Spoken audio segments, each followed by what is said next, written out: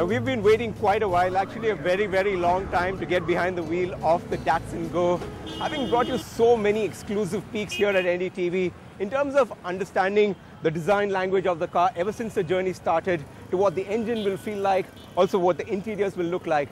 But it really all boils down to this: driving it in city traffic like this, on these narrow lanes around the Charminar and in regular city traffic, to really test out the true characteristics of the Datsun Go.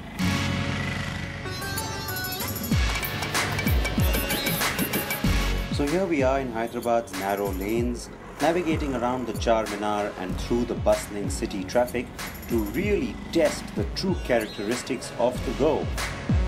What made this drive special was that we were the first ever journalists in the world, yes, in the world, to drive the Datsun Go. It was actually a bit surprising to see the kind of attention the car was getting on the Hyderabad roads. And that includes a police officer who hailed us down to get booking details for the car.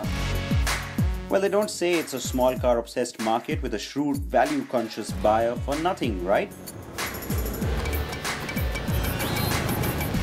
One of the key mandates that Datsun designers got for the Go was to make this an attractive car that doesn't look entry level or cheap in any way, despite its expected sub 4 lakh rupee pricing. The car is ample looking, with enough detail in the metal to create a premium impression. The signature Datsun grille, which will be common to the entire future lineup too, with its chrome edge, adds to the appeal. But then these are things we've showed you before. Let's tell you more about the drive.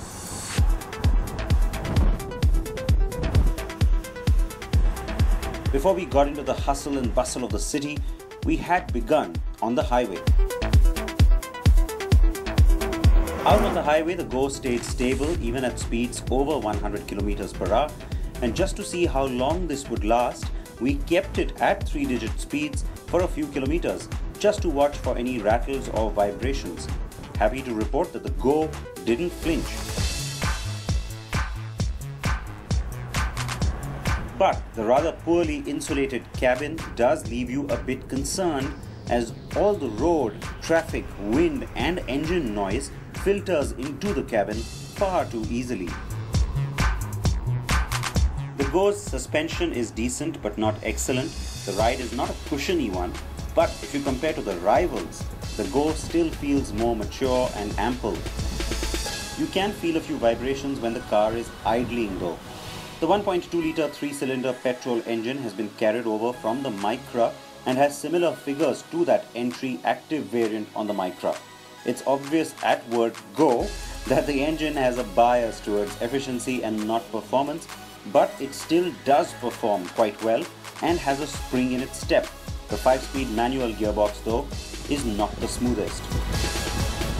Downshifting in particular is not fun, and the gearbox comes across as a bit clunky, especially the shift from third to second.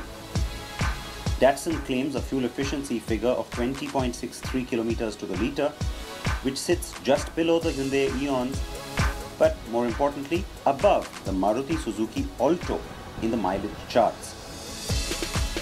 So then, let's get back to that city traffic now. And by the way, we hit Hyderabad in the middle of evening rush hour traffic, and yeah, that was the perfect challenge for a car claiming to be ideal for city driving conditions, right? Now the car is capable in this arena too. There is no perceptible drop in power when you turn on the air conditioning either, and that AC is strong and effective. There's not a whole lot of gear changing required in traffic either, so the engine's low-end torque has been paid attention to, even though peak torque, remember, only kicks in at 4000 RPM. The steering is smooth, and the 4.6 meter turning radius is also an asset.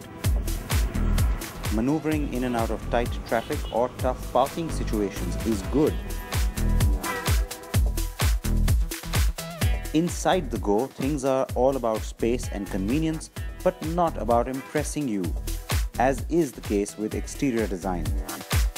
Again, compared to the Alto 800, and it will look good, but the Eon's cabin exudes more flair.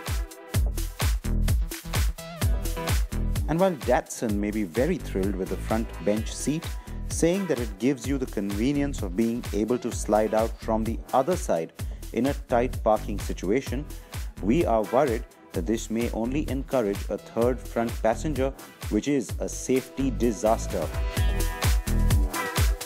The seats are thin and not too firm but comfortable in both the front and the rear.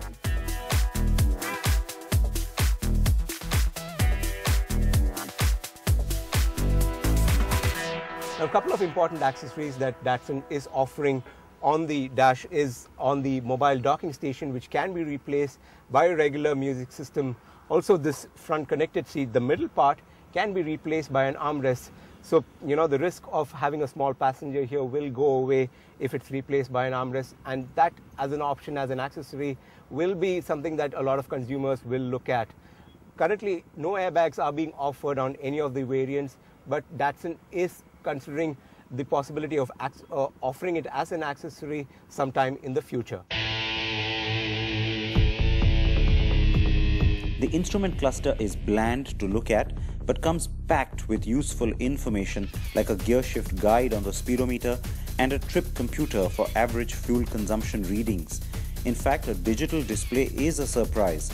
The cabin does offer lots of storage space below the dash and bottle holders on the driver and passenger doors. Some of this practicality and functionality makes up for the unappealing plastics to some extent.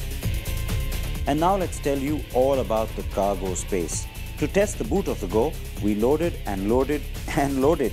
Okay, fine, these weren't really big suitcases, but the medium-sized bags we had fit comfortably and without a fuss. Very impressive for a car that claims to be an entry hatch, right? And that boot volume comes in at 265 litres, which is more than the Maruti Swift's 204 litre space. With the launch in a few weeks, Datsun has a reasonably strong product on hand. Could it have been better? Sure, but we won't judge just how much better until actual prices are announced for the 3 variants that will drive in just a few days.